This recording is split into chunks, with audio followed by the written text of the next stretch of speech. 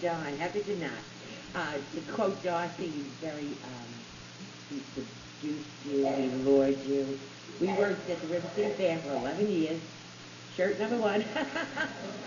And we did the flea market 1 year, and then no one wanted the food. And every year John would say, oh, Peggy G, would you like to do the food?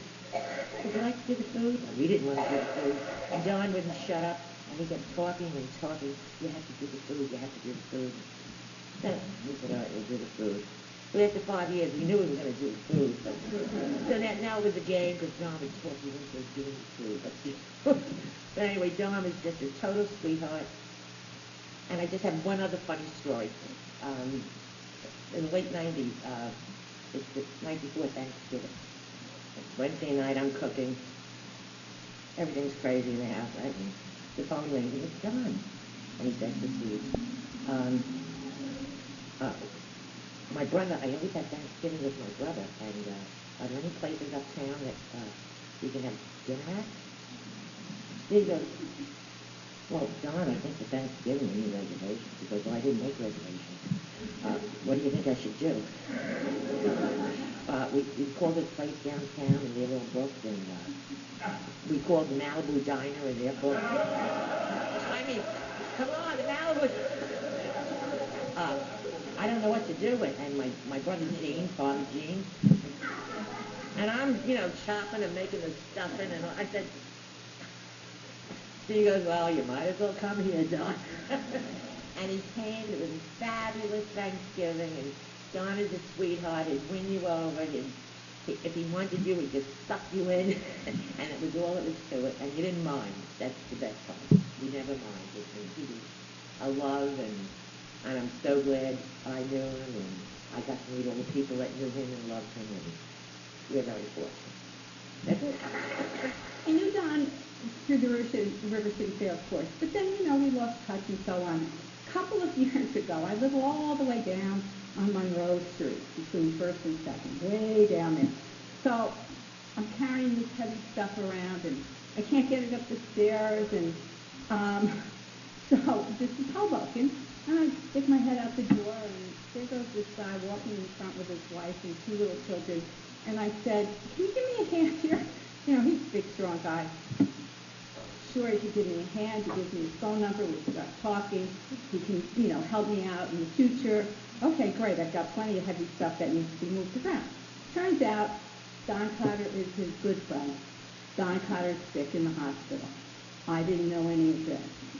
Anyway, I guess I'm just getting a little soft-hearted in my old age. And I kind of miss this guy, this young guy and his wife, and their 2 little kids. And if anybody knows who the guy is, he lives up in Applied Housing on 11th someplace. And I don't remember his name. Who is it? Marty. Where are you? Is home sick? Oh, no, they're both sick? Hi. Your son is a beautiful guy.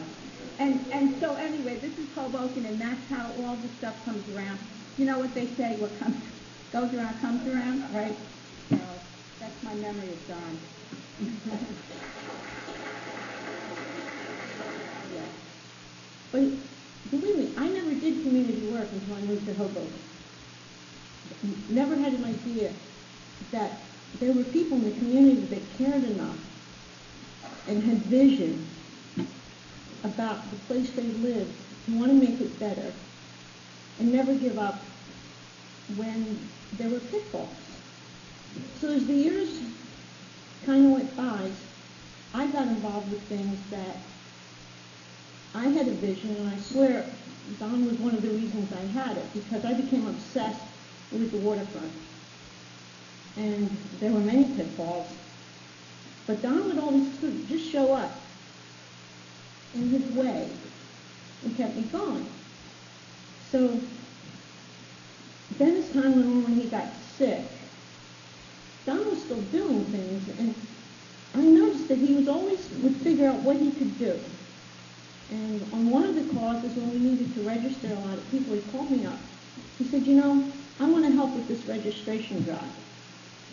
He said, I can't register people. He said, but he said, I think once they get off the PATH train and come down to Washington Street, I can get them to come over to your table. Well, you just heard about how seductive it is. Well, he had so many people to come over to our table.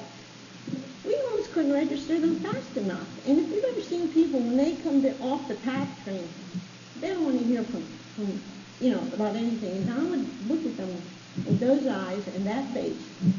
And before you know it, by the time they got from the corner to the table, they were buddies.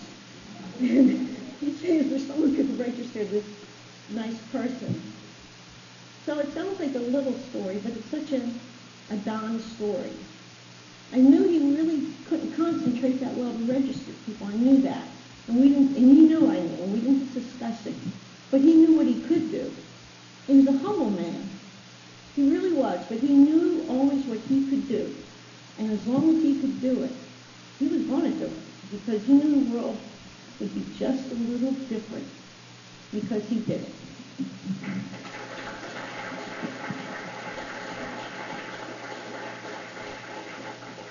Thank you. Our next speaker. I knew. I just... Come on up, Barbara. Hi, everybody. You might have heard Don was at our house a few times, and Barbara Korman.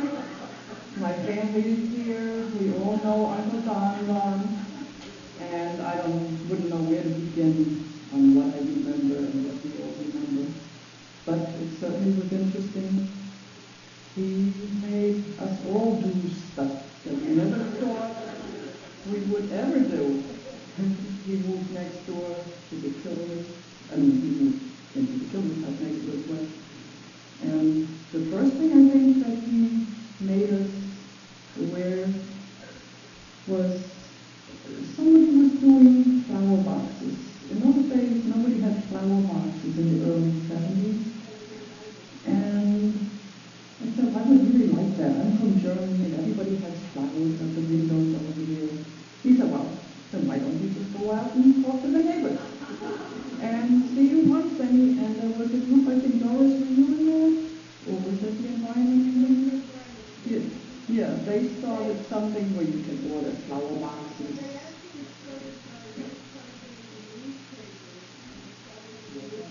Newspaper. Oh, okay.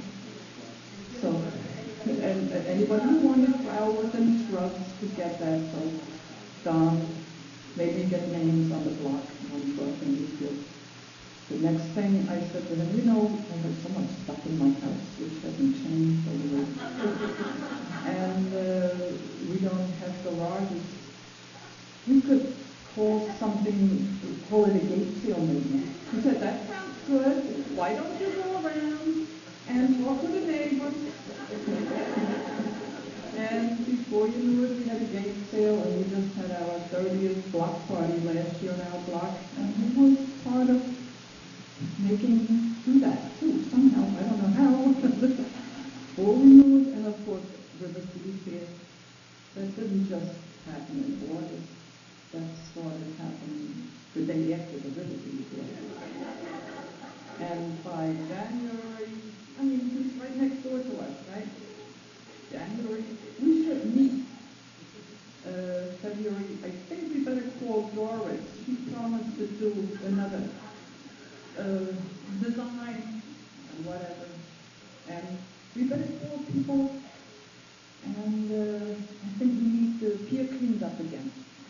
All right. I think in June, or maybe even in May, every weekend there were people cleaning up the fair site. Right.